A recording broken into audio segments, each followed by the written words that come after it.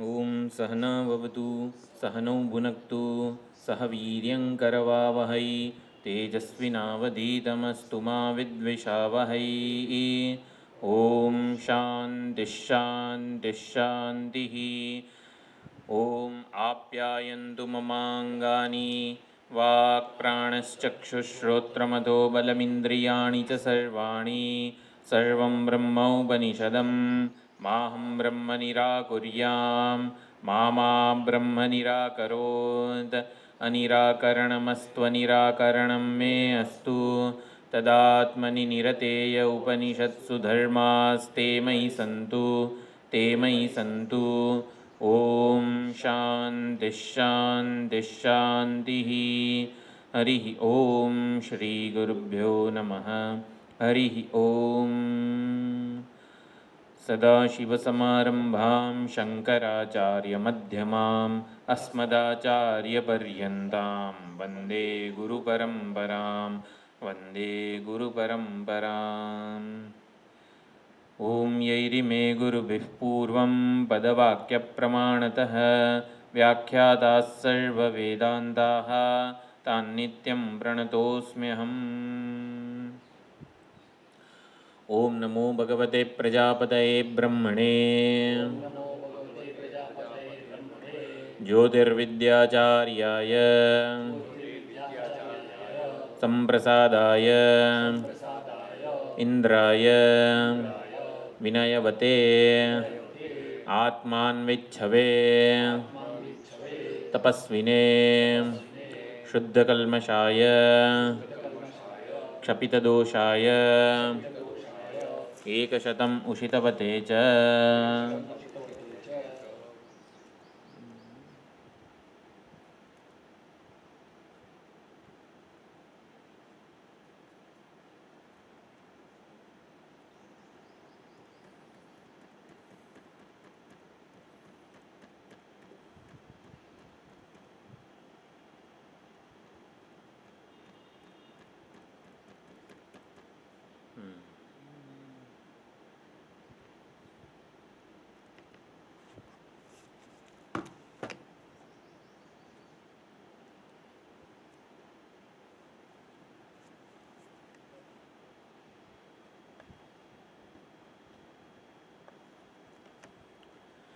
मघवन् मर्त्यं वा इदं शरीरम्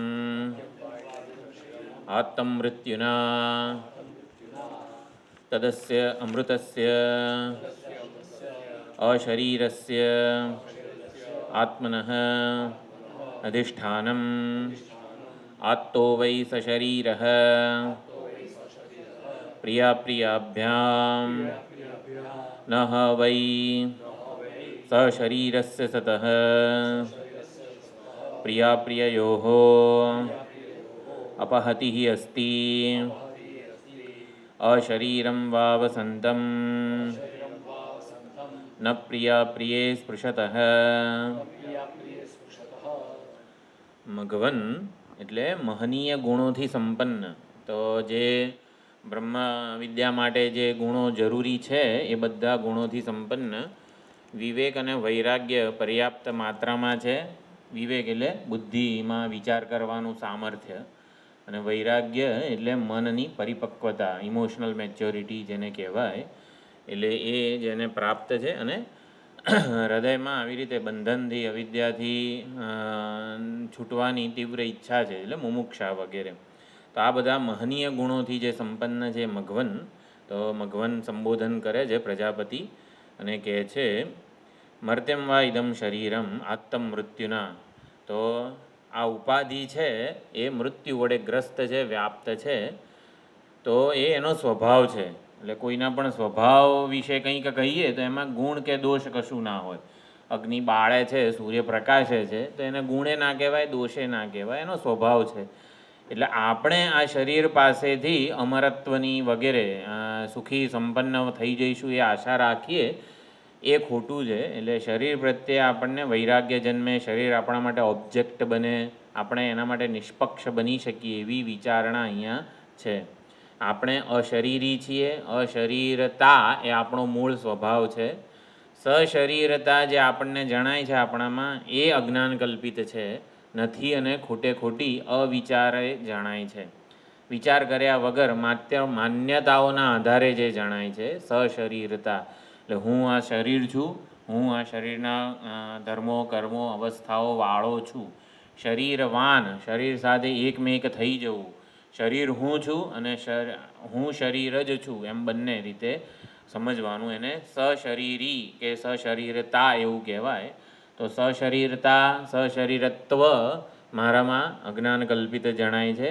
ઔપાધિક છે, એટલે જેમ સ્ફટિક હોય તો લાલ જણાય, લાલ રંગનું પુષ્પ મૂકેલું હોય તો લાલ સ્ફટિક જે છે ને એને સશરીરતા કીધેલી છે. ઉપાધિને લીધે પ્રતીત થાય છે, જણાય છે.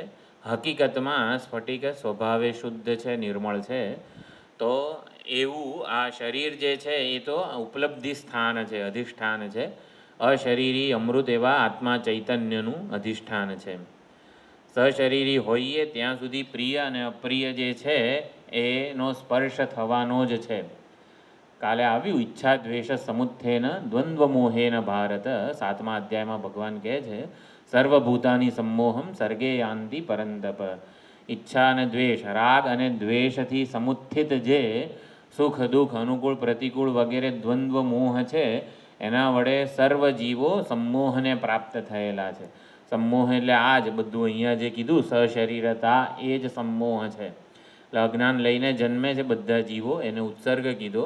અને યેષામ ત્વંતગતમ પાપમ જનાનામ પુણ્યકર્મણામ તે દ્વંદ્વ મોહ નિર્મુક્તા. તો દ્વંદ્વ અને મોહથી નિર્મુક્ત કઈ રીતે થવાય? દ્રઢવ્રત અને પુણ્યકર્મો, આ બે જે ક્વોલિફિકેશન કીધી હતી 7મા અધ્યાયમાં, એ જ રીતે અહીંયા અશરીરતા એ ક્વોલિફિકેશન છે. તો અશરીરતા મૂળ સાચું સ્વરૂપ છે, એ વિવેક વિચાર દ્વારા આપણે ક્લેમ કરવાનું છે. એટલે અશરીરી સ્વભાવ હોય તો એનો લાભ કઈ રીતે મળે?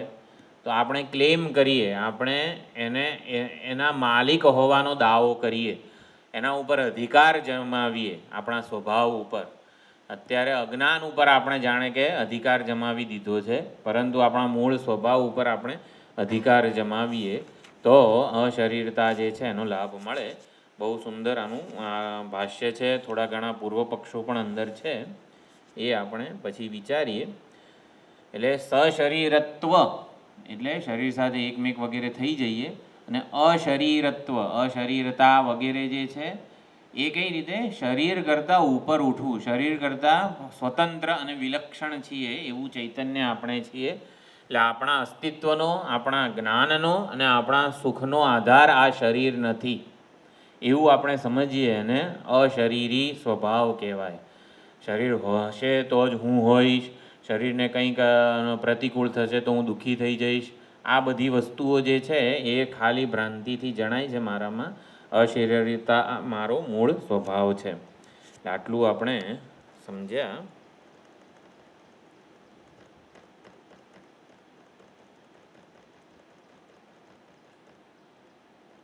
સરસ, બહુ મોટું ભાષ્ય છે. તો છેલ્લે તસ્માત કરીને 8, 12, 1 જે કંડિકા છે એનો ઉપસંહાર કરે છે ભાષ્યકાર. તસ્માદિદમ ત્યક્ત સર્વ બાહ્યૈષણૈઃ અનન્ય શરણૈઃ પરમહંસ પરિવ્રાજકૈઃ અત્યાશ્રમિભિઃ વેદાંત વિજ્ઞાનપરૈઃ એવ વેદનીયમ પૂજ્યતમૈઃ પ્રાજાપત્યમ ચ ઇમં સંપ્રદાયમ અનુસરદ્ભિઃ ઉપનિબદ્ધં પ્રકરણચતુષ્ટયેન તથા અનુશાસતિ અદ્યાપિ તે એવ ન અન્યઃ ઇતિ. બહુ સુંદર આ વાક્ય જે છે બહુ પ્રસિદ્ધ છે. આપણે જે 29મી મે સંન્યાસવાળી જે ચોપડી બનાવેલી છે, સંન્યાસના ઉદ્ધરણો, સંન્યાસની સ્તુતિ, સંન્યાસનો મહિમા, એમાં આ જે છે ને વાક્ય એને પણ ઇન્ક્લુડ કરેલું છે.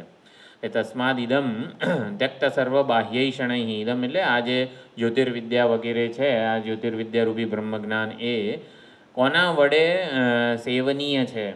તો ત્યક્ત સર્વ બાહ્યૈ શણૈ. બાહ્ય એષણાઓ બાહ્ય એષણાઓ જેના વડે ત્યજાઈ ગઈ છે, અથવા તો બાહ્ય એષણાઓએ જેને છોડી દીધો છે. હવે આમાં કંઈ આપણને માલ પાણી મળવાના નથી, માટે આ ઘરને છોડી દો. જેમ આપણે દૂધ જ ના હોય ઘરમાં તો બિલાડી આવે નહીં, તો બિલાડી આપણા ઘરને છોડે એવી રીતે બિલાડી રૂપી જે એષણાઓ છે એ આપણામાં આવી રીતે અધૂરપ રૂપી જે દૂધ વગેરે મલાઈ કે દહીં વગેરે હોય તો જ આવે. એટલે આપણામાં અધૂરપ અજ્ઞાન કલ્પિત અધૂરપ કે જરૂરિયાત માગણી વગેરે હોય તો એષણાઓ આપણા ઘરમાં આવે આ મનમાં. પણ ત્યક્ત સર્વ બાહ્યૈ શણૈ. તો એષણાઓ જેના વડે ત્યજાઈ ગઈ છે. અનન્ય શરણૈ. અનન્ય શરણૈ એટલે એકમાત્ર શરણ જેમણે આત્મજ્ઞાન વગેરેનું લીધું છે. પરમહંસ પરિવ્રાજકૈ. પરમહંસ પરિવ્રાજક સંન્યાસીઓ. પરમહંસ પરિવ્રાજક એટલે આ રીતે વિચરણ કરનારા જે હોય, ઈશ્વર સમર્પિત જીવન જીવનારા હોય, અને પરમહંસ હોય. પરમહંસ સંન્યાસીઓ એટલે જ્ઞાનનિષ્ઠ હોય અને એનું કોઈ બાહ્ય આચાર કે ચિહ્ન વગેરે ન હોય. એટલે સંપૂર્ણ જે અવધૂત સંન્યાસીઓ જે દેહભાવથી સંપૂર્ણપણે મુક્ત છે એને પરમહંસી સંન્યાસીઓ કહેવાય છે, જેમાં દેહભાવ વગેરે સશરીરતાની પ્રતીતિ પણ નથી. પ્રતીતિ ઇન ધ સેન્સ કે પોતાને અશરીરી રૂપે સમજે છે એમ. અત્યાશ્રમીભિ. સર્વ આશ્રમો, હું સંન્યાસી છું એ આશ્રમનું પણ જેમણે અભિમાન ત્યાગી દીધું છે. તો અત્યાશ્રમીભિ એટલે કે કોઈ જ પ્રકારનું અજ્ઞાન કલ્પિત વ્યક્તિત્વની સભાનતા નથી એમને. વેદાંત વિજ્ઞાન પરૈહિ. વેદાંત વિજ્ઞાનને જ પરાયણ છે એવા વડે જ વેદનીયમ ઇદમ વેદનીયમ. આ જ્યોતિર્વિદ્યા રૂપી જે બ્રહ્મજ્ઞાન છે એ એમના વડે જ જાણવા યોગ્ય છે. પૂજ્યતમૈ. એવા જે પૂજ્યતમ મહાત્માઓ છે એના વડે જ પ્રાજાપત્યમ ચ ઇમમ સંપ્રદાયમ અનુસરદ્ભિ. એટલે વિરોચન વગેરે જેવા વડે નહીં, પરંતુ જે પ્રાજાપત્યમ જે પ્રજાપતિના મત પ્રજાપતિ અભિપ્રેત જે સાક્ષી જે છે એનું જેને જ્ઞાન અને વરણ પ્રાપ્ત કરેલું છે એવું અને પ્રજાપતિના સંપ્રદાયને અનુસરનારા છે. એટલે વિરોચને તો પોતાનો કલ્ટ પોતાનો સંપ્રદાય શરૂ કર્યો, તો એવા લોકો વડે નહીં, પરંતુ જે પ્રજાપતિનો સંપ્રદાય છે, સંપ્રદાય એટલે પ્રજાપતિ વડે જે વિદ્યાનું દાન થયું, સમ્યક પ્રદીયતે અસ્મૈ શિષ્યાય ઇતિ સંપ્રદાય. તો પ્રજાપતિ વડે જે સમ્યક રીતે જેનું ચારે ચાર પ્રકરણમાં, પહેલું પ્રકરણ અક્ષી પુરુષનું, બીજું પ્રકરણ સ્વપ્ન પુરુષનું, ત્રીજું પ્રકરણ પ્રાજ્ઞ સૌષુપ્ત પુરુષનું, અને ચોથું પ્રકરણ જે કહેવાય અશરીરતા વગેરે એ સાક્ષી અશરીરી સાક્ષીનું પ્રકરણ કહેવાય, તુરીયનું. તો એ ચારે પ્રકરણ વડે જે આ સંપ્રદાય જે આખું જ્ઞાન પરંપરાનો ઉપદેશ થયો એનું જે અનુસરણ કરે છે, ઉપનિબદ્ધમ પ્રકરણ ચતુષ્ટયના પ્રકરણ ચતુષ્ટય વડે જેનો નિબંધ તૈયાર થયો. નિબંધ એટલે જાણે કે જે બ્રહ્મ વિદ્યાને સૂત્રિત કરવામાં આવી, ઉપદિષ્ટ કરવામાં આવી, એનું આવા ઉપરના જે છે બધા વેદાંત વિજ્ઞાન પરૈહિ એના વડે આ વિદ્યા આવી રીતે વેદનીયમ એનું અનુસરણ કરવું જોઈએ, જાણવું જોઈએ. તથા અનુશાસતી અદ્યાપી. એટલે પ્રજાપતિનો જે સંપ્રદાય છે એ જ અત્યારે પણ આવી રીતે ઉપદેશ આપી રહ્યો છે. તે એવ એટલે કે ન અન્ય પ્રજાપતિ જ સાક્ષાત આવી રીતે ઉપદેષ્ટા બને છે. આપણે વિચાર કર્યો પહેલાં કે મૂળ જેમ આકાશમાંથી વાયુ ઉત્પન્ન થાય, વાયુમાંથી અગ્નિ, અગ્નિમાંથી આ જળ વગેરે, તો એ વખતે આકાશ રૂપ, આકાશ નામ અને રૂપ જેણે ધારણ કર્યું જેવા પરમાત્મા પોતે વાયુ નામ અને રૂપ પ્રયોજન ધારણ કરે છે. એટલે હકીકતમાં આકાશમાંથી વાયુમાંથી અગ્નિ જન્મતો નથી. આકાશ નામ રૂપ કર્મ ધારણ કરેલ પરમાત્મા વાયુ નામ રૂપ કર્મ ધારણ કરે છે. એટલે એવી જ રીતે અહીંયા પ્રજાપતિ કે સદાશિવ સમારંભામ નારાયણ સમારંભામ જે પરમાત્મા છે એ જ અનુશાસતી, અત્યારે પણ એ જ ઉપદેશ આ આચાર્ય પરંપરા વડે આપી રહ્યા છે. નામ રૂપ જે આચાર્યોનું છે એ બદલાતું રહે છે. તો આ પ્રમાણે આત્મતત્વનો ઉપદેશ એ લોકો જ આવી રીતે પ્રાપ્ત કરી શકે છે. તો 8-12 કંડિકા આપણે ભાષ્ય પછી જોઈશું. આગળ બહુ અશરીરી બનવું, એટલે અશરીરી આપણે પોતાને જાણીએ એને ત્વમ પદાર્થ શોધન કહેવાય છે. તો ત્વમ પદાર્થ શોધન વગેરે જે છે એ કંઈ એ વિષયે દૃષ્ટાંત આપવામાં આવે છે કે સશરીરતા કાલ્પનિક છે અને અશરીરી એ મૂળ સ્વભાવ છે, આપણા વિશેની હકીકત છે, વાસ્તવિકતા છે, એને દ્રષ્ટાંતપૂર્વક આગળની કંડિકામાં સમજાવે છે. તત્ર અશરીરસ્ય સંપ્રસાદસ્ય અવિદ્યયા શરીરેણ અવિશેષતામ સશરીરતામ એવ સંપ્રાપ્તસ્ય શરીરાત સમુત્થાય સ્વેન રૂપેણ યથા અભિનિષ્પત્તિઃ તથા વક્તવ્યા ઇતિ દૃષ્ટાંતઃ ઉચ્યતે. તો અશરીરસ્ય સંપ્રસાદસ્ય આપણે વિચાર કર્યો, સૌષુપ્ત જે પ્રાજ્ઞ છે એ પ્રસાદ છે, એટલે કે એને દ્વૈત નથી, ભેદ નથી, જુદાઈ નથી, અને માટે એ દુઃખ નિવૃત્તિ રૂપી અવસ્થાનો અનુભવ કરે છે, નિર્દુઃખ નિર્દ્વૈત અવસ્થાનો અનુભવ કરે છે. એટલે એ દુઃખનું કોઈ નિમિત્ત પ્રગટ નિમિત્ત નથી, પરંતુ દુઃખના બધા નિમિત્તોને પોતાનામાં એક કરીને સૂતો છે, એટલે એને પ્રસાદ કહેવાય. અને સંપ્રસાદ સાક્ષીને કહેવાય. તો સંપ્રસાદ એ અશરીરી સાક્ષીનું સ્વરૂપ લક્ષણ છે. તો અશરીરસ્ય સંપ્રસાદસ્ય અવિદ્યયા શરીરેણ અવિશેષતામ સશરીરતામ.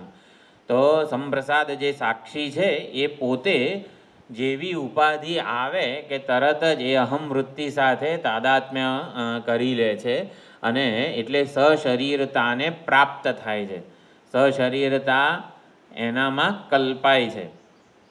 જેવી લાલ રંગનું પુષ્પ સ્ફટિકની નજીક આવે, સ્ફટિક પોતાને લાલ માની લે છે.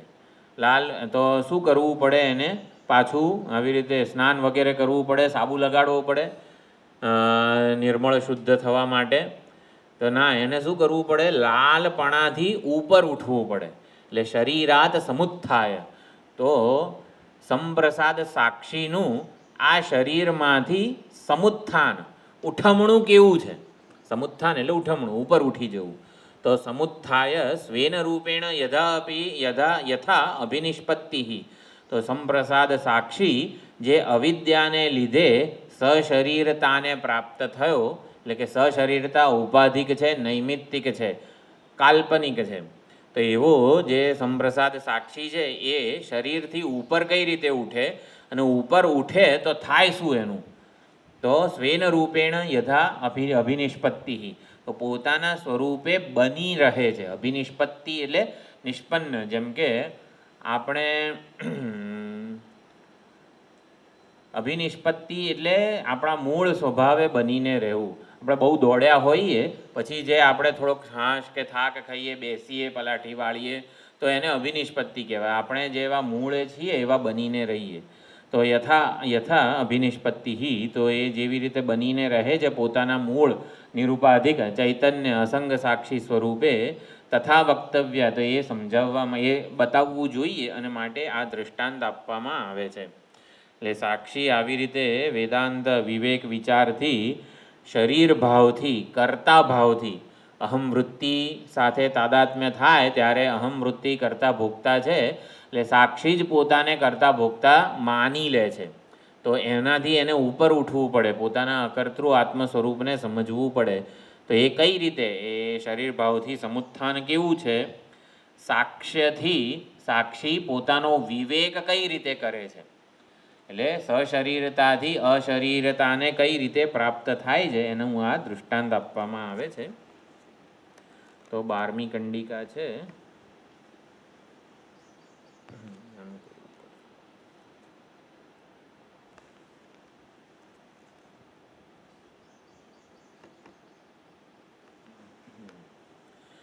અશરીરઃ વાયુઃ અભ્રમ વિદ્યુત સ્તનયિત્નુઃ અશરીરાણી એતાની તદ્યથા એતાની અમુષ્માત આકાશાત સમુત્થાય પરમ જ્યોતિરૂપસંપદ્ય સ્વેન રૂપેણ અભિનિષ્પદ્યન્તે. તો આ દૃષ્ટાંત છે અને આગળની ત્રીજી જે કંડિકા છે એમાં દાર્ષ્ટાંત આપવામાં આવે છે. તો સંપ્રસાદ જે અશરીરી છે એ આવી રીતે શરીર કરતાં પોતાને જુદો કેવી રીતે જાણે છે. તો 4 વસ્તુઓ છે: વાયુ, અભ્ર, વિદ્યુત અને સ્તનયિતનું. તો વાયુ જે આપણા જે વાયુ પવનદેવ વગેરે જે છે એ અભ્ર એટલે જે શરદ ઋતુમાં સફેદ વાદળા વગેરે, શરદ ઋતુમાં તો ચોખ્ખું આકાશ હોય પણ અભ્ર એટલે સફેદ વાદળ. પછી વીજળી, વિદ્યુત એટલે વીજળી, અને સ્તનયિતનું એટલે મેઘ, જે વર્ષાના જે મેઘ કાળા ડિબાંગ જે વાદળો હોય છે એને સ્તનયિતનું કહેવામાં આવે છે. તો આ બધા જ પોતે વાસ્તવમાં આકાશ સાથે એકમેક થયેલા હોય છે. શરદ ઋતુ વગેરેમાં ક્યાં હોય છે? આ 4 ક્યાં હોય છે? તો આકાશમાં એકમેક થયેલા હોય છે. અને જ્યારે ગ્રીષ્મનો તાપ આવે અને બધી ગરમી વગેરે થાય ત્યારે પછી આવી રીતે જૂન, જુલાઈ વગેરે જે મહિનો આવે, શ્રાવણ, અષાઢ, એ વખતે આ 4 આકાશમાંથી પ્રગટ થાય છે અને પોતપોતાના શરીરને પ્રાપ્ત કરે છે. એટલે વાયુ, અભ્ર, વિદ્યુત અને સ્તનયિતનું આકાશમાં જ સમાઈ ગયા હોય છે. પરંતુ અષાઢ, શ્રાવણ વગેરે જે મહિનો હોય એટલે ગ્રીષ્મના તાપને લીધે એ લોકો પ્રગટ થાય છે. પ્રગટ થઈને પોતપોતાનું શરીર ધારણ કરે છે. મૂળે એ અશરીરી હતા. ગ્રીષ્મના તાપને લીધે એ સશરીરતાને પ્રાપ્ત થયા. ગ્રીષ્મનો તાપ જે છે એને લીધે આકાશમાંથી છૂટા પડે છે. એટલે આકાશમાંથી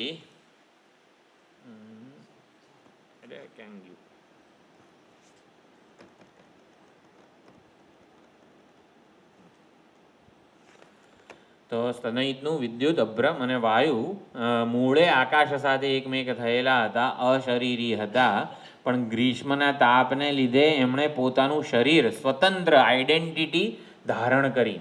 તો એવી જ રીતે આત્મતત્વ મૂળે અશરીરી જ છે. આપણે બધા અશરીરી જ છીએ. અવિદ્યાના તાપને લીધે આપણે જાણે કે સશરીરતાને પ્રાપ્ત થયેલા છીએ. એટલે ગ્રીષ્મનો તાપ એટલે અવિદ્યાનો તાપ. અવિદ્યાના તાપને લીધે આપણે મૂળ અશરીરી એવા પરમાત્મા, સર્વવ્યાપક જે છે ચૈતન્ય, એમાંથી જાણે કે પોતાના આવા સશરીરતાને પ્રાપ્ત થઈએ છીએ. તો શું થાય છે? તદ્યથા અમુષ્માદ આકાશાત સમુત્થાય. તો આકાશમાંથી જેમ એમનું સમુત્થાન થાય, પોતાનું રૂપ આવી રીતે પ્રાપ્ત કરે. પરમ જ્યોતિરૂપ સંપદ્ય એટલે ગ્રીષ્મનો જે તાપ હોય એ પરમ તાપને લીધે એ લોકો પોતાના શરીરને પ્રાપ્ત કરે છે. સ્વેન રૂપેણ અભિનિષ્પદ્યતે. તો પોતાના જે મૂળ કાળા ડિબાંગ જે વાદળો છે એ, પછી વીજળી અને અભ્ર એટલે વાદળ અને વાયુ. તો એ વખતે સુંદર જે આખો વાયુ વાય છે જ્યારે વર્ષા ઋતુનો મેઘ વગેરે આવે, એટલે વર્ષા પહેલાં સૂર્યરૂપી પરમ જ્યોતિ, જો અહીંયા પરમ જ્યોતિ ઉપસંપદ્ય, તો પરમ જ્યોતિ એટલે ગ્રીષ્મનો જે સૂર્યરૂપી તાપ છે એની સાથે ઉપસંપદ્ય એટલે એને પ્રાપ્ત થઈને, અમુષ્માદ આકાશાત સમુત્થાય એટલે આવી રીતે આકાશમાંથી જાણે કે છૂટા પડે છે અને ગ્રીષ્મના તાપને લીધે આવી રીતે પોતાનું શરીર ધારણ કરે છે. વર્ષા પહેલાં અને વર્ષા પછી એ પોતે આકાશ સાથે એકમેક થઈને રહે છે, પરંતુ વર્ષા માટે પોતાનું રૂપ ધારણ કરે છે 4 લોકો. એટલે આમ શાસ્ત્ર આચાર્યનો ઉપદેશ થાય એ પહેલાં આ બધા જે છે એ પોતાના અશરીર જે શરીર વગેરે ઉપાધિઓ જે છે એની સાથે એકમેક થયેલા છે. આપણે બધા શાસ્ત્ર આચાર્યનો ઉપદેશ થાય ને એ પહેલાં આ શરીર સાથે એકમેક થયેલા છીએ. અને શાસ્ત્ર આચાર્યનો ઉપદેશ પ્રાપ્ત થાય ત્યારે આપણો જે શરીર ભાવ છે એમાંથી સમુત્થાય, એમાંથી ઉપર ઉઠીએ છીએ. પરમ જ્યોતિ ઉપસંપદ્ય, એટલે આપણું પોતાનું જે મૂળ ચૈતન્ય સ્વરૂપ છે એને પ્રાપ્ત થઈએ છીએ. અને સ્વેન રૂપેણ અભિનિષ્પદ્યતે, આપણા મૂળ નિર્વિશેષ નિરુપાધિક ચૈતન્ય સ્વરૂપે બનીને રહીએ છીએ. એટલે અશરીરી આપણો સ્વભાવ છે. સશરીરતા જ આ અવિદ્યારૂપી તાપને લીધે જાણે કે થયેલી છે. એટલે વસ્તુનું સ્થૂળ રૂપ આપણને ન દેખાય, પણ સૂક્ષ્મ રૂપે વિદ્યમાન હોવું એ એનું આ શ્રૌત દૃષ્ટાંત છે. રેતીમાંથી તેલ ના નીકળે, પણ તલમાંથી તેલ નીકળે તો તલમાં હોય જ છે, આપણને દેખાય નહીં, તો એના માટે તલને પીસવા પડે વગેરે. તો એમ સાક્ષી જે છે એ અશરીરી જ છે, અને એ ભૂલથી આવી રીતે અવિદ્યાને લીધે સશરીર ભાવને પ્રાપ્ત થયેલો છે. તો શાસ્ત્ર આચાર્યનો જે ઉપદેશ છે એનાથી એ પાછો પોતાના મૂળ અશરીરી સ્વભાવને પ્રાપ્ત થાય છે. એટલે વેદાંત વિચારથી મારા મૂળ અશરીરી સ્વભાવે હું બની રહું છું એવું છે. એટલે વાદળ, વીજળી, મેઘ વગેરે બધા છે, અહીંયા ચારે ચાર સ્તનહિતનું વગેરે કીધું, એને હાથ પગ અંગો નથી. વાદળને નથી, આવી રીતે આ વાયુને પણ નથી, વીજળીને પણ નથી, મેઘને પણ નથી, એટલે હા વગેરે અંગો નથી. એટલે આકાશ જ એમનું શરીર છે. આકાશ સાથે જ એકમેક થયેલા હોય, આકાશ જ એમનું શરીર છે. એટલે ચારે ચાર અશરીર હોય, નિરાકાર હોય, આકાશ સાથે એકમેક થયેલા હોય છે. એમ અજ્ઞાની જે છે એ શરીર સાથે, આકાશ જ એમનું શરીર છે, આકાશમાં જ એકમેક થયેલા છે. એવી રીતે અજ્ઞાની જીવો જે છે એ અશરીરી, અશરીર આત્મા સાથે એકમેક થયેલા હોય. અશરીર આત્મા આ બધા શરીર સાથે એકમેક થયેલો છે. જુઓ, દૃષ્ટાંત સમજવાનું છે કઈ રીતે. બધા એકમેક થયેલા હોય, અજ્ઞાન અવસ્થામાં એકમેક થયેલા હોય.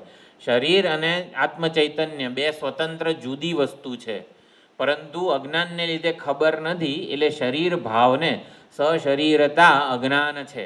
એટલે અજ્ઞાનને લીધે આત્મા અને શરીરો, આત્મા અને ઉપાધિઓ એકમેક થયેલી છે.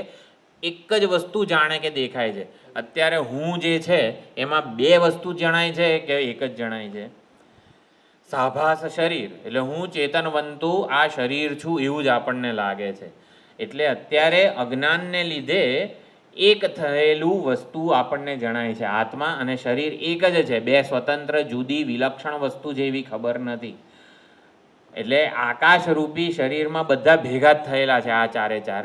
તો એવી જ રીતે આત્મારૂપી અશરીરી જે છે ચૈતન્ય, એ આ શરીર સાથે એકમેક થયેલું જ જણાય છે. હવે જેમ ઓલો ગ્રીષ્મનો તાપ જે છે એ બધાને જુદા કરે છે, એવી રીતે શાસ્ત્ર અને આચાર્યના ઉપદેશરૂપી તાપ આ બધાને જુદું કરે છે. એટલે શાસ્ત્ર આચાર્યના ઉપદેશરૂપી તાપ એ આ શું છે, આપણા સમુત્થાનનું, ઉઠમણાનું, શરીરમાંથી જે આપણે ઉપર ઉઠવાનું છે એનું કારણ બને છે.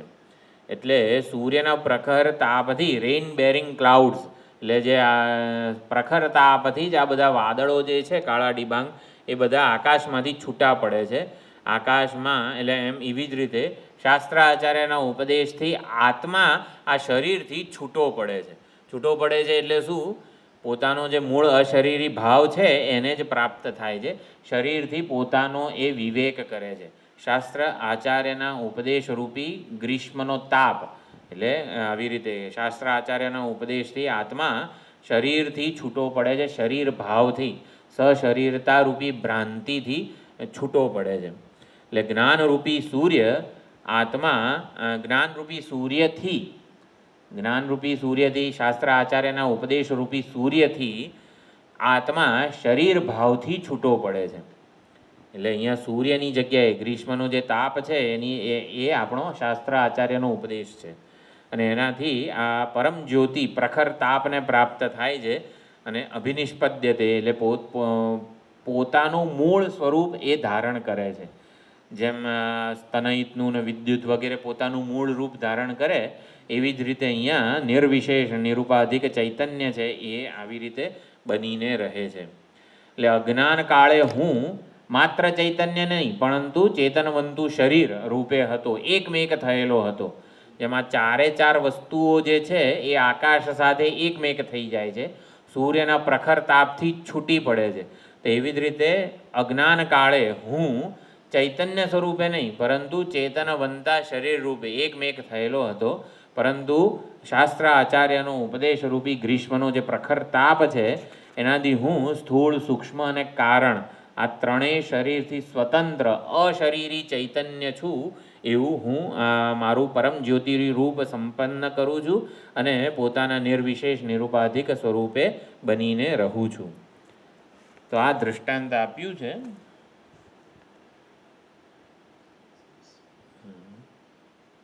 તો અહીંયા ભાષ્ય કહે છે યથા સંપ્રસાદ અવિદ્યાવસ્થાયામ. સંપ્રસાદ એટલે સાક્ષી. આપણે સંપ્રસાદનો અર્થ સાક્ષી કરેલો છે. તો સાક્ષી અવિદ્યાવસ્થામાં શરીરાત્મ ભાવમ એવ આપન્ન.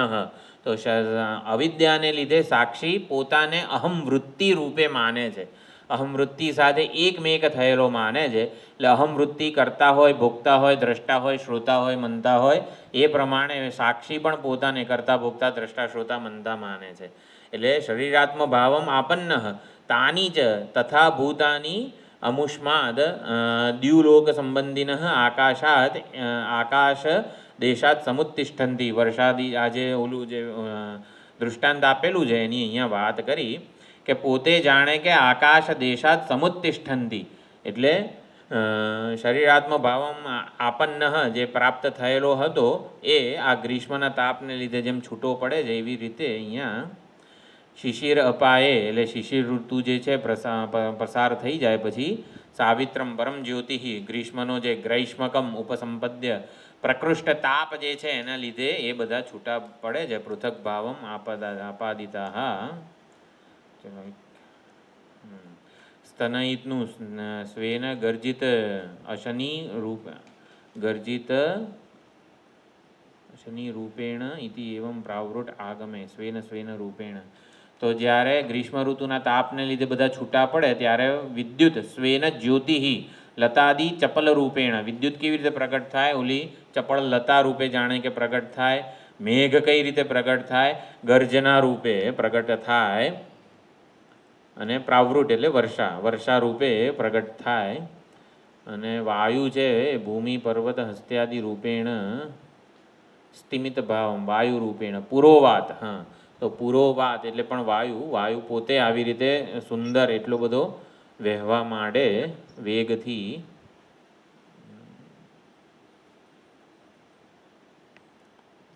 તો આટલું થયું. આ દૃષ્ટાંત છે. મેન આ કંડિકા ત્રીજી છે. જીવન મુક્તિ, વિધેય મુક્તિ બધાનું આમાં નિરૂપણ થયેલું છે. આ જે છે એ આપણે આવી રીતે કંઠસ્થ કરવી જોઈએ. એવમ એવ એષઃ સંપ્રસાદઃ अस्मात् शरीरात् समुत्थाय परम ज्योतिरुपसंपद्य स्वेन रूपेण अभिनिष्पद्यते. આપણે આટલો વિચાર કરીએ. સ ઉત્તમ પુરુષ સતત્ર પર્યેતિ. તો સુંદર આગળ જે છે બધું જીવન મુક્તિ, વિધેય મુક્તિનું નિરૂપણ છે. અહીંયા આપણે મુખ્યત્વે વિચાર એ કરીએ એવમ એવ એષઃ સંપ્રસાદ. એવી જ રીતે આ સાક્ષી અસ્માત શરીરાત સમુત્થાય, આ શરીરથી ઉપર ઉઠવું એટલે શરીરતા જે છે સશરીરતાથી વિવેક વિચાર વડે એ ઉપર ઉઠે છે. એટલે અસ્માત શરીરાત સમુત્થાય એ ત્વમ પદાર્થ શોધન છે. ત્વમ પદાર્થ શોધન એટલે શું? હું આ શરીર, ઇન્દ્રિય, મનબુદ્ધિ રૂપી ઉપાધિથી સ્વતંત્ર વિલક્ષણ ચૈતન્ય માત્ર સ્વરૂપ છું. એટલે મારું અસ્તિત્વ, મારું જ્ઞાન, મારો આનંદ આ ઉપાધિને આધારિત નથી પરંતુ સ્વતંત્ર છે.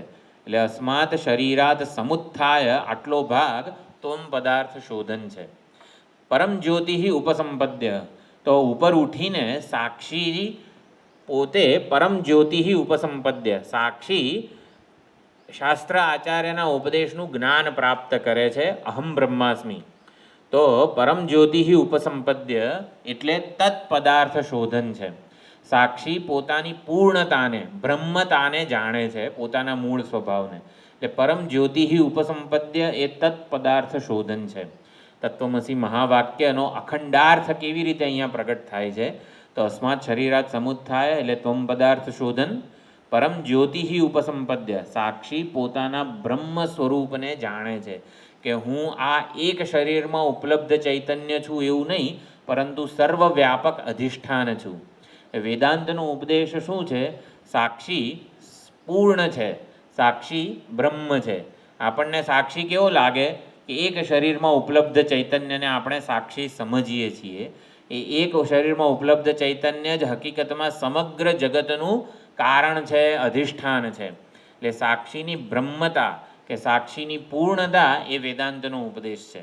તો પરમ જ્યોતિ ઉપસંપદ્ય એટલે તત્પદાર્થ શોધન. જે ત્વમ પદાર્થને આપણે, જે ચૈતન્યને આપણે આ શરીરરૂપી ઉપાધિથી, ઉપાધિના ધર્મોથી વિવિક્ત રૂપે જાણ્યું, એ ચૈતન્ય પરમ જ્યોતિ ઉપસંપદ્ય, એ ચૈતન્ય સર્વવ્યાપક અધિષ્ઠાન સ્વરૂપ છે. એટલે તત્પદાર્થ શોધન. અને પછી સ્વેન રૂપેણ અભિનિષ્પદ્યતે એટલે તત્વમસીનો અસી. અસી એટલે શું? ઐક્ય. જો તત્ ત્વમ અસી, તો તત્પદાર્થ શોધન, ત્વમ પદાર્થ શોધન. પછી અસી છે ને, ઐક્ય કે અભેદ જ્ઞાનનું પ્રતીક છે. તો એ સ્વેન રૂપેણ અભિનિષ્પદ્યતે એ અસી રૂપી ઐક્ય કે અભેદ જ્ઞાન છે. કે સાક્ષી પોતાને બ્રહ્મ સ્વરૂપે જાણે ત્યારે એ પોતાને સર્વથી અભિન્ન થઈને રહે છે, એક અદ્વિતીય થઈને રહે છે. એટલે સ્વેન રૂપેણ અભિનિષ્પદ્યતે પોતાના નિર્વિશેષ નિરુપાધિક સ્વરૂપે સર્વવ્યાપક પૂર્ણ સ્વરૂપે બનીને રહે છે. એટલે સ્વેન રૂપેણ અભિનિષ્પદ્યતે એટલે અસી કે ઐક્યાર્થ, અખંડાર્થ, એનું એ નિરૂપણ કરે છે. આવું જે જાણે છે, સહ ઉત્તમ પુરુષ, સહ પુરુષોત્તમ. તો સાક્ષી જ્યારે ક્ષર પુરુષ, ક્ષર એવી આ ઉપાધિ સાથે તાદાત્મ્યપન્ન હતો ત્યારે ક્ષર પુરુષ હતો. કારણ ઉપાધિ એટલે સૂક્ષ્મ કે સ્થૂળ શરીર સાથે તાદાત્મ્યપન્ન હોય તો ક્ષર પુરુષ, અક્ષર પુરુષ કહેવાય. એટલે કારણ ઉપાધિ સાથે હોય તો અક્ષર પુરુષ કહેવાય. પરંતુ ક્ષર અને અક્ષર પુરુષ બંનેથી જે ઉત્તમ છે, બંનેથી જે વિલક્ષણ છે, એ ઉત્તમ પુરુષ. તો એ સાક્ષી છે, બ્રહ્મ છે, એ સહ ઉત્તમ પુરુષ.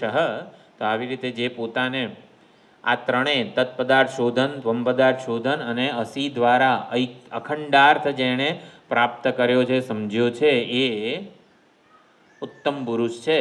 સ તત્ર પર્યેતિ એ પોતાના આત્મ સ્વરૂપમાં જ રમણ કરે છે. બધું જીવન મુક્તિનું નિરૂપણ છે. જક્ષત ક્રીડન રમમાણ સ્ત્રીભિર્યાનેર્વા વગેરે. ન ઉપજનમ ઇદમ શરીરમ, તો પોતાનું પ્રિય એવું આ શરીર એને પણ હવે એ પ્રિય રૂપે જોતો નથી, એટલે કે સ્મરણ કરતો નથી. એ શરીરાત્મ ભાવથી સંપૂર્ણપણે ઉપર ઉઠી ગયો છે. અને આવી રીતે આગળ જે જીવન મુક્તિ અને વિદેહ મુક્તિનું નિરૂપણ છે. તો અહીંયા હાજી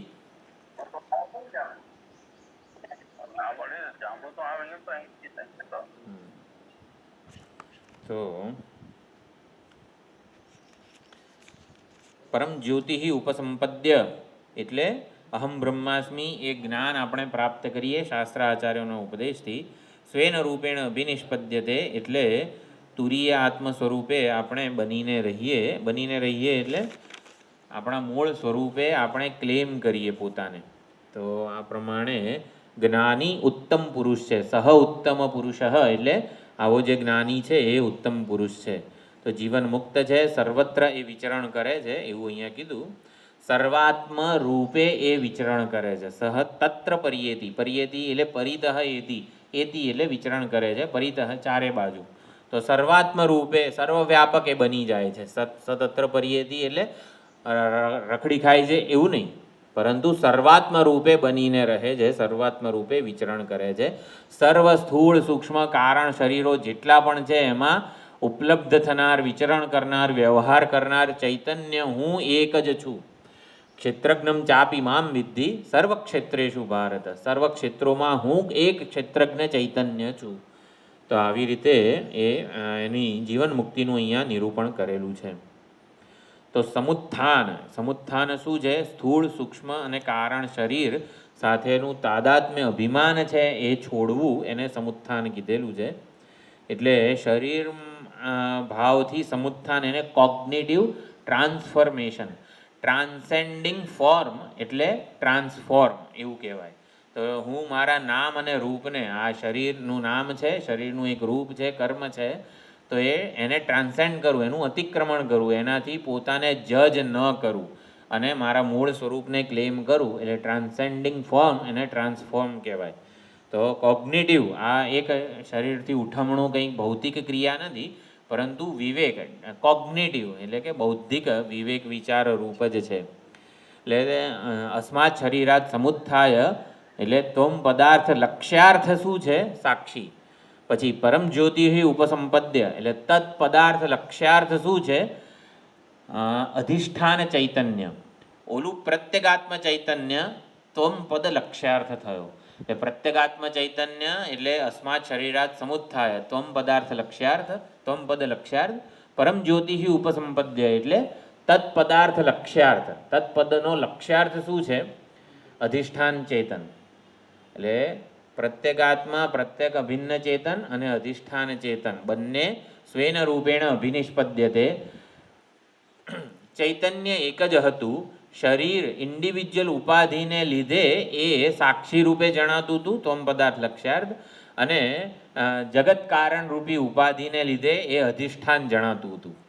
સાક્ષી અને અધિષ્ઠાન એ એક જ ચૈતન્યના આવી રીતે ઉપહિત એ નામ કે ઓળખ છે. હકીકતમાં સાક્ષી ચેતન અને અધિષ્ઠાન ચેતન બે જુદી વસ્તુઓ નથી, એટલે કીધું અહીંયા સ્વેન રૂપેણ અભિનિષ્પદ્યતે. સાક્ષી અધિષ્ઠાન ચેતન સ્વરૂપે બનીને રહે છે, એટલે શું? સ્વેન રૂપેણ અભિનિષ્પદ્યતે, પોતાના મૂળ સહજ સ્વાભાવિક રૂપે બનીને રહે છે. એટલે ત્વમ પદ લક્ષ્યાર્થ એટલે સાક્ષી અને તત્પદ લક્ષ્યાર્થ એટલે અધિષ્ઠાન ચેતન, એ બંને એક જ છે. ઐક્ય જ્ઞાન એ સ્વેન રૂપેણ અભિનિષ્પદ્યતે. આ પ્રમાણે તો મુક્તિ જે છે એ જીવન મુક્તિ અહીંયા પ્રગટ થાય છે. જીવન મુક્તિ જે છે એ પ્રાપ્ત કરવાની વસ્તુ નથી, સ્વેન રૂપેણ અભિનિષ્પદ્યતે, એના દ્વારા જીવન મુક્તિ વગેરે કહેવામાં આવ્યું છે. આ શરીર સાથે ફરીથી એ તાદાત્મ્ય સંબંધ જોતો નથી. ન ઉપજનમ ઇદમ શરીરમ, એવું અહીંયા કીધું.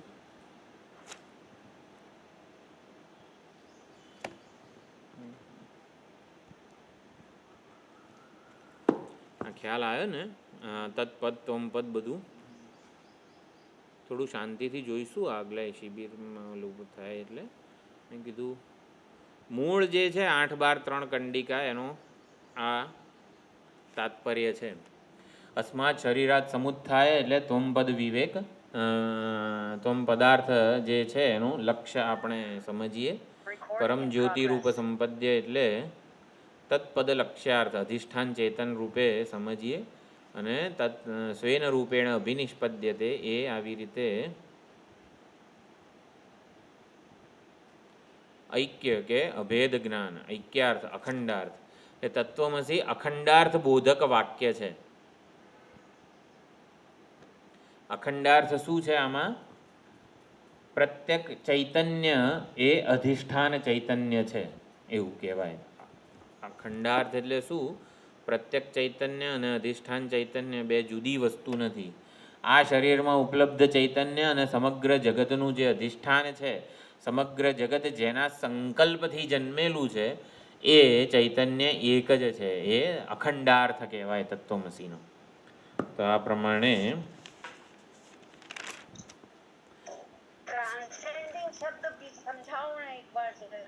હાજી અસ્માત શરીરાત સમુત્થાય, શરીરના કર્મો ધર્મો અવસ્થાઓ જે છે ઉપાધિના, એનાથી પોતાને જજ ના કરીએ, પોતાને એનાથી માપીએ નહીં, એને સમુત્થાન કીધું છે. ત્વમ પદાર્થ વિવેક કે ત્વમ પદાર્થ શોધન જે છે એને સમુત્થાન કીધેલું છે. શરીર ભાવથી ઉપર ઉઠવું.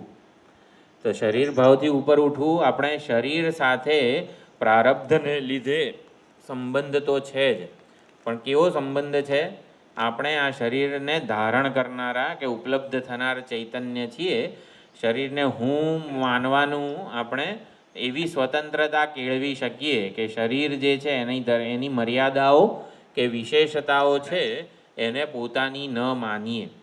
એટલે વિવેક વિચારણા વેદાંત શાસ્ત્ર આચાર્યના ઉપદેશથી આપણે શરીર ભાવથી ઉપર ઉઠવાનું છે. એટલે શરીર રૂપે એટલે કે આપણે જે કંઈ પણ દ્રષ્ટા શ્રોતા મનતા વિજ્ઞાતા જે કોઈ પણ વ્યવહાર કરીએ છીએ એ બધો વ્યવહાર મારામાં આ શરીરરૂપી ઉપાધિને લીધે થઈ રહ્યો છે. હકીકતમાં હું એનો માલિક નથી, હું એના માટે જવાબદાર નથી. આ શબ્દો બોલું છું અને આપણે બધા સાંભળી રહ્યા છીએ, જોઈ રહ્યા છીએ, બધું કરીએ છીએ, ત્યારે પણ જોવાની ક્રિયા, સાંભળવાની ક્રિયાનો હું માલિક નથી, હું એનો માટે જવાબદાર નથી. હું અધ્યક્ષ છું. અધ્યક્ષ એટલે એના ગુણ કે દોષથી એ લેપાયમાન ન થાય, એના માટે જવાબદાર ન કહેવાય. મયા અધ્યક્ષેણ પ્રકૃતિ સૂયતે સચરાચરમ એવું કીધું. એટલે પ્રકૃતિ આ સમગ્ર જગતનું આવી રીતે ચેતનવંતી બનીને સર્જન કરે છે. તો આ જે કીધેલું છે એમાં અધ્યક્ષનો અર્થ આવી રીતે અસંગ ઉદાસીન જે દ્રષ્ટા છે એ એવી રીતે થાય, એની સન્નિધિમાં બધું થાય છે. મારી ચૈતન્ય સન્નિધિમાં આ શરીર જે છે એનો બધો વ્યવહાર થાય છે, પરંતુ એ વ્યવહારનો કરતા હું નથી, માલિક હું નથી, એનો જવાબદાર હું નથી. એટલે આ પ્રમાણે શરીર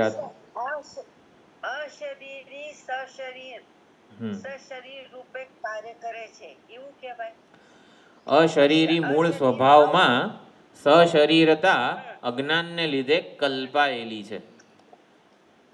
આપણને શું છે સશરીરતા એટલે કે આપણે આ શરીરના ધર્મો કર્મો અવસ્થાઓને માનીએ છીએ ને જે એ મારામાં નથી ને ખોટે ખોટી જણાય છે. આવું આપણે સમજવાનું છે. સશરીરતા ઔપાધિક છે, નૈમિત્તિક છે, ખોટે ખોટી જણાય છે, એ સાચી નથી.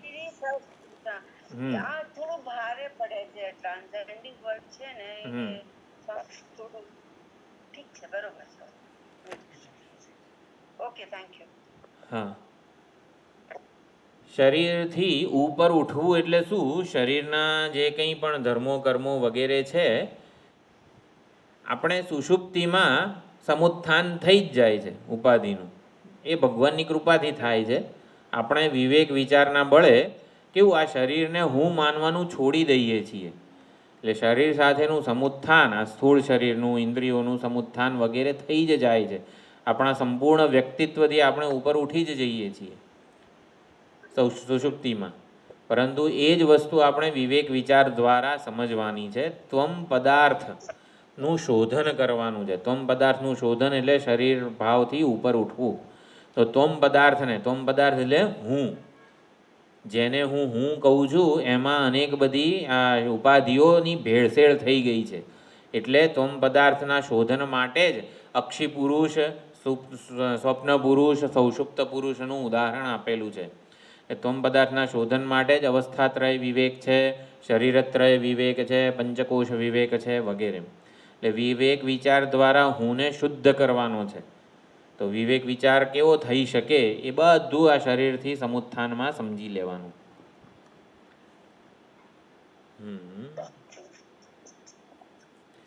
પછી શરીરથી પોતાને આપણે સ્વતંત્ર કે વિલક્ષણ સમજીએ ને એટલું પૂરતું નથી. એટલે હું શરીર ઇન્દ્રિય મન બુદ્ધિ ઉપાધિથી એક સ્વતંત્ર ચૈતન્ય છું, વિલક્ષણ ચૈતન્ય છું, સ્વતંત્ર છું. એટલે કે મારું અસ્તિત્વ, મારું જ્ઞાન, મારો આનંદ જે છે એ સ્વરૂપભૂત છે, સ્વાભાવિક છે. મારે શરીર માટે એના ઉપર પરાધીન કે પરતંત્ર બનવાની જરૂર નથી.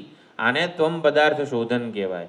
એ ત્વમ પદાર્થ શોધન વિચારણાથી બહુ તો ક્યાં સુધી પહોંચી શકાય? તો સાક્ષી કે પ્રત્યક ચૈતન્ય સુધી પહોંચી શકીએ. પછી એ પ્રત્યક ચૈતન્ય શરીર વગેરેથી વિવિક્ત કરાયેલું જે ચૈતન્ય છે, વિવેક જેનો થયો છે, એ ચૈતન્ય હકીકતમાં ક્ષેત્રજ્ઞ જે છે ને એ બધા ક્ષેત્રમાં એક છે ને એ વેદાંતનો યુનિક ઉપદેશ છે. હું શરીર ઇન્દ્રિય મન બુદ્ધિથી જુદું સ્વતંત્ર એક ચૈતન્ય છું એવું માનવું પૂરતું નથી. એ ચૈતન્ય સર્વવ્યાપક છે, એ જ ચૈતન્ય સર્વત્ર ઉપલબ્ધ થઈ રહ્યું છે, એ જ ચૈતન્ય જગતનું અધિષ્ઠાન છે, એવું સમજવું એ વેદાંતનો ઉપદેશ છે. એટલે એ તત્પદાર્થ શોધન થયું. એટલે પરમ જ્યોતિ ઉપસંપદ્ય, એટલે પ્રત્યેક ચૈતન્ય સાક્ષી જ્યારે એને શરીરથી છૂટું પાડ્યું ત્યારે એને બોધ આપીએ કે તું આવી રીતે સર્વવ્યાપક ચૈતન્ય છે, ત્યારે શું થાય? અસી એટલે ઐક્ય અભેદ, એ પોતાના મૂળ સ્વરૂપે બનીને રહે છે. નિર્વિશેષ નિરુપાધિક સર્વવ્યાપક રૂપે સ્વેન રૂપેણ અભિનિષ્પદ્યતે. તો સુંદર આખી વેદાંતની જે વિચારણા છે એ આ કંડિકામાં સમજાવવામાં આવી છે. જેમ આપણે ભૂમામાં પણ જે જિજ્ઞાસુનો બોધક્રમ જોયો તો, પહેલાં ભૂમાને કઈ રીતે જાણવાના છે? ભૂમાને સર્વવ્યાપક રૂપે જાણવાના છે. પછી સર્વવ્યાપક જે છે એ જ આપણા હૃદયમાં પણ ઉપલબ્ધ છે એ રીતે, અને હૃદયસ્થ જે ભૂમા છે એ પાછું સર્વત્ર છે. એટલે એક આખો જિજ્ઞાસુનો બોધક્રમ હતો, એ જ રીતે અહીંયા જિજ્ઞાસુનો બોધક્રમ આ રીતે સમજાવવામાં આવ્યો છે. એટલે ઉપાધિના પરામર્શ વિના, ઉપાધિ રૂપી નિમિત્ત વિના ચૈતન્યને આપણે મૂળે તું ઓલ્યા કોણને કોને વળગી રહ્યો વગર વિચારે કરે મારું મારું. નરસિંહ મહેતાનું ભજન છે. આપણે મૂળે કેવા છીએ? શરીર સાથે જોડાઈએ ને પછી આપણું નામ છે, રૂપ છે, સ્વજનો છે, કર્તવ્યો છે, બધું છે. શરીર સાથે જોડાયા વગર મૂળે કેવા છીએ એ કઈ રીતે ખબર પડે? શરીર સાથે જોડાયા વગર શાસ્ત્ર અને આચાર્યો જે કહે છે એવા છીએ આપણે.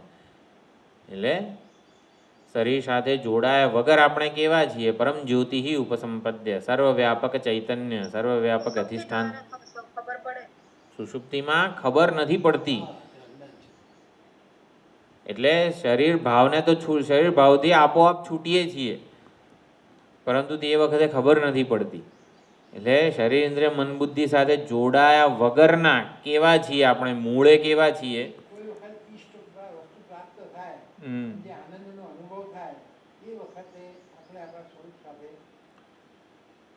પણ એ વખતે પણ આપણે પોતાને તો ઉપાધિમાં ઉપલબ્ધ જ સમજીએ છીએ. ભલે શરીર ભાવ ના હોય પણ સર્વવ્યાપક રૂપે જાણીએ છીએ.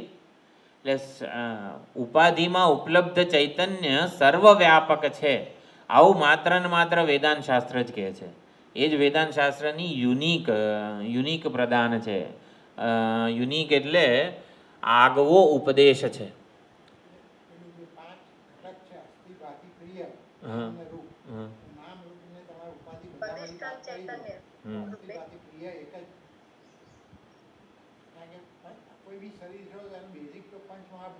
પંચમહાભૂત, હા.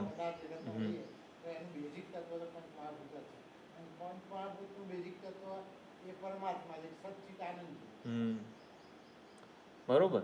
એટલે નામ અને રૂપનો અસ્થિભાતિ પ્રિય સાથે જે સંબંધ છે એ અધ્યારોપ અપવાદ જ છે. અધ્યારોપ અધિષ્ઠાનનો જ સંબંધ છે. બધા નામ રૂપ આવી રીતે મૂળ અધિષ્ઠાન જે છે અસ્થિભાતિ પ્રિય, એના ઉપર અધ્યારોપિત જણાય છે. નામરૂપ આવી રીતે નથી, અને એટલે રજ્જુ સર્પ રજ્જુમાં નથી ને ખોટે ખોટું જણાય છે. એવી જ રીતે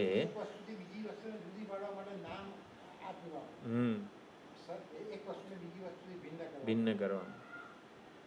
સોનીએ જ નામ આપ્યા છે આને. અલંકાર બધા સોનું જ હતા, પણ ઝવેરીએ જ બધા અલંકારોના નામ આપ્યા કે પેટને માં પહેરાય એને કંદોરો કહેવાય, આને હાથમાં પહેરાય એને બાજુબંધ કહેવાય, ગળામાં પહેરાય એને હાર કહેવાય. એટલે શું છે? અખિલ બ્રહ્માંડમાં જુજવે રૂપે અનંત ભાસે, તે તો હેમનું હેમ હોય. એટલે બધે ઝવેરીની દુકાનમાં ઝવેરીએ જ બધા નામ ને એ બધું કલ્પેલું છે. ઘાટ ઘડિયા થકી નામ રૂપ જુજવા. એટલે એ પ્રમાણે વ્યવહાર પૂરતા સુવર્ણના નામ રૂપ અને પ્રયોજન કલ્પાયા છે. સુવર્ણને તો ખબર જ નથી, આ તો ઝવેરીએ બધા કલ્પના કરેલી છે. એવી જ રીતે હું જે છે ચૈતન્ય સ્વરૂપ, એની આ અનેક બધા શરીરોમાં કલ્પના માત્ર થયેલી છે, વ્યવહાર પૂરતી. એ કલ્પના સાથે આ વ્યવહાર પૂરતો જ સંબંધ છે, એને સ્વરૂપ સાથે કોઈ સંબંધ નથી. હા, હું જ પોતે. ચૈતન્ય જ કલ્પના કરનાર છે. હા, એકોહમ બહુશ્યામ. એટલે સંપ્રસાદ એ સાક્ષી કહેવાય. સમ્યક પ્રસિદ્ધતી. સમુત્થિત સાક્ષી બ્રહ્મ છે. આને તત્વમસીનો અખંડાર્થ કહેવાય. સમુત્થિત એટલે શરીર વગેરે ભાવથી જે ઉપર ઉઠી ગયો છે એ સાક્ષી બ્રહ્મ છે, પૂર્ણ છે, સર્વ છે. આ તત્વમસી મહાવાક્યનો અખંડ અર્થ કહેવાય. મહાવાક્યનું પૂર્ણ તાત્પર્ય અહીંયા પ્રાપ્ત થઈ ગયું કહેવાય છે. બીજું તો એટલે શોધિત ત્વમ પદાર્થ એટલે સમુત્થિત સાક્ષી, શોધિત તત્પદાર્થ એટલે અધિષ્ઠાન ચેતન, અને બંનેનું ઐક્ય એટલે આ ભેદ જે જ્ઞાન છે એ. એટલે સંપ્રસાદ જ ઉત્તમ પુરુષ છે. ઉત્તમ પુરુષ એટલે પુરુષોત્તમ છે. બીજા અક્ષર અને અક્ષર પુરુષ તો ઉપાધિએ કરીને છે, ઔપાધિક છે. એટલે બ્રહ્માજીએ પ્રજાપતિએ ચારે પર્યાયમાં ઉપદેશ તો આવી રીતે અમૃત અભય બ્રહ્મનો જ કરેલો છે, પરંતુ માધ્યમ જે છે એ ચારે વખતે જુદું જુદું છે. ત્રણમાં જુદું છે. ઓલું ચોથો જે વિકલ્પ છે એમાં તો સશરીરતા અને અશરીરતા એ પ્રમાણે વિવેક વિચાર આપેલો છે. આપણામાં સશરીરતા એટલે શરીર રૂપે વ્યવહાર કરીએ છીએ એટલે આપણને એવું લાગે છે કે ઓલું શું કહેવાય, આપણે કર્મો કરીએ છીએ ને એટલે શરીર ભાવ છે આપણામાં. શરીર ભાવ એટલે હું આ ઋષિ વગેરે શરીર છું, એટલે એના જે કંઈ કર્તવ્ય કર્મો વગેરે જે કંઈ પણ હોય એટલે સશરીરતા કર્મોને લીધે છે એવું લાગે. હકીકતમાં કર્મને લીધે નથી, અવિદ્યાને લીધે છે. સશરીરતા અવિદ્યાને લીધે છે, કર્મને લીધે નથી. એટલે સંસાર વ્યવહાર વગેરે કર્મો કરીએ છીએ માટે ચાલુ રહે છે એવું નથી. અવિદ્યાને લીધે, અવિચારને લીધે આ સંસાર વ્યવહાર કર્મો બધું ચાલુ રહે છે. અને માટે કર્મ તો સાધન છે. ગઈકાલે વિચાર કર્યો કે ક્યારે કર્યો, કર્મ નિર્દોષ સાધન છે. એટલે કર્મ જે છે એને ચિત્તને શુદ્ધ બનાવવા માટે, જ્ઞાન જન્મે એવું લાયક બનાવવા માટે એનો ઉપયોગ કરવાનો છે. અધિકારીત્વ વગેરે પ્રાપ્ત કરીએ. એકવાર અધિકારીત્વ તત્પદાર્થ ત્વમ પદાર્થ વિચારણા માટે આપણે આપણો વિવેક કરવા માટે આપણું અંતઃકરણ તૈયાર થાય પછી કર્મોની જરૂર નથી. એટલે શ્રવણ મનન નિધિધ્યાસન વગેરે જ્ઞાનના સાધનો એક પ્રકારનું કર્મ કહી શકાય. માનસ કર્મ જ છે શ્રવણ મનન નિધિધ્યાસન. એટલે એનાથી આ બધું સિદ્ધ થાય છે એવું નથી. અજ્ઞાન નિવૃત્તિ જે છે ને એ મૂળ આપણું ધ્યેય હોવું જોઈએ. શ્રવણ મનન નિધિધ્યાસન પણ એક પ્રકારનું કર્મ જ છે. એટલે અજ્ઞાન નિવૃત્તિને પરાયણ આપણું શ્રવણ મનન નિધિધ્યાસન હોવું જોઈએ. અજ્ઞાન નિવૃત્તિ કેવળ જ્ઞાન સાધ્ય છે. જ્ઞાન જુદી વસ્તુ છે, શ્રવણ મનન નિધિધ્યાસન જુદી વસ્તુ છે. આપણે સ્વિચ ચાલુ કરીએ તો સ્વિચ ચાલુ કરવા રૂપી જે પ્રયત્ન છે એને શ્રવણ મનન નિધિધ્યાસન કહેવાય. એના પરિણામે જે પ્રકાશ થાય છે એ અજ્ઞાન નિવૃત્તિ કરે છે. એટલે સ્વિચ ચાલુ કરવાથી અંધકાર દૂર થાય છે એવું નથી. સ્વિચ ચાલુ કરવાથી જ્ઞાન પ્રકાશે છે, જ્ઞાન પ્રકાશ ઉત્પન્ન થાય છે. એ શ્રવણ મનન નિધિધ્યાસન રૂપી પ્રયત્ન છે એ સ્વિચ ચાલુ કરવા રૂપી જેવો છે.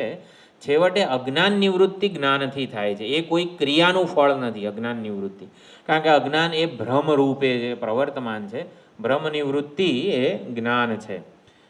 એટલે જ્ઞાન અને ભ્રમની નિવૃત્તિ બે જુદી વસ્તુઓ નથી.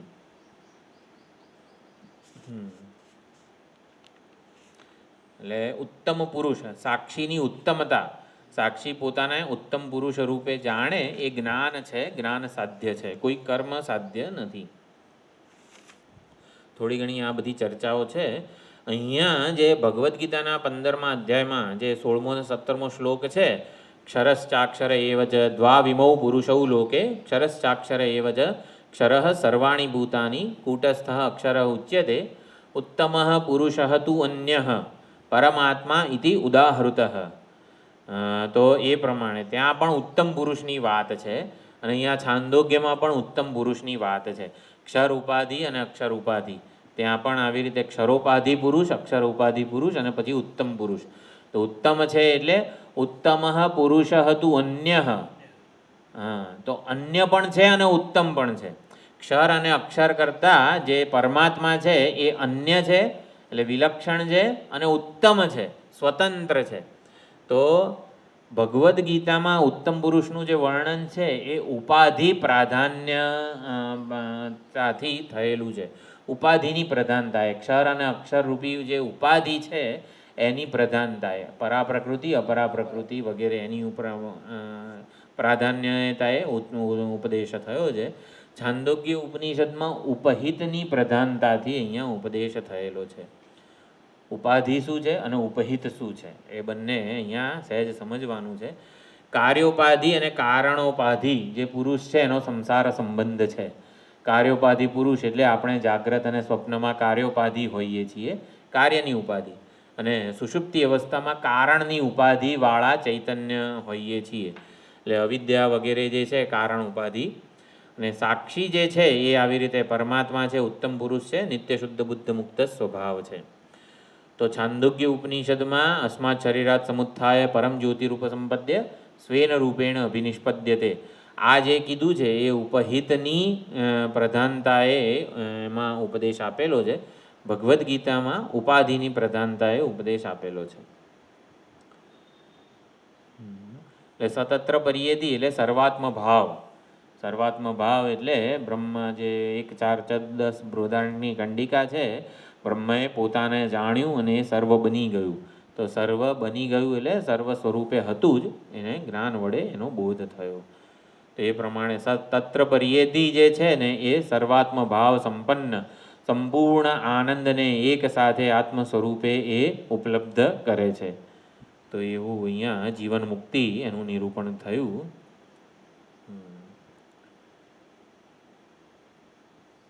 પર્યેતી એટલે સર્વ શરીરોમાં વિદ્યમાન આત્મ ચૈતન્ય, એને પરિતઃ એતી એટલે બધે વ્યાપ્ત હોવું, એને પર્યેતી કીધેલું છે. તો બધે જ જ્યાં જ્યાં સ્થૂળ સૂક્ષ્મ કારણ વગેરે ઉપાધિઓ છે ત્યાં ત્યાં હું ચૈતન્ય છું, એ વ્યાપ્ત છું. ઉપાધિને, સર્વ પ્રકારની ઉપાધિને સત્તા સ્ફૂર્તિ પ્રદાન કરનાર છું. તો ઉત્તમ પુરુષની જે આ પ્રમા છે, હું ઉત્તમ પુરુષ છું, એ અહીંયા સમજાવવામાં આવ્યું. હવે ચક્ષત ક્રીડન રમમાણ, આ બધી વસ્તુઓ છે એ જીવન મુક્તિનો આનંદ છે ને એનું જાણે કે એક ઉદાહરણ આપેલું છે.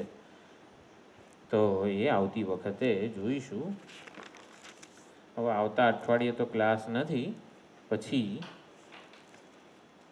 આવતા અઠવાડિયા પછી જે ગુરુવારે છે ત્યારે મળીશું. ઓમ પૂર્ણમદઃ પૂર્ણમિદં પૂર્ણાત પૂર્ણમુદચ્યતે પૂર્ણસ્ય પૂર્ણમાદાય પૂર્ણમેવાવશિષ્યતે. ઓમ શાંતિ શાંતિ શાંતિ. હરિ ઓમ શ્રી ગુરુભ્યો નમઃ. હરિ ઓમ.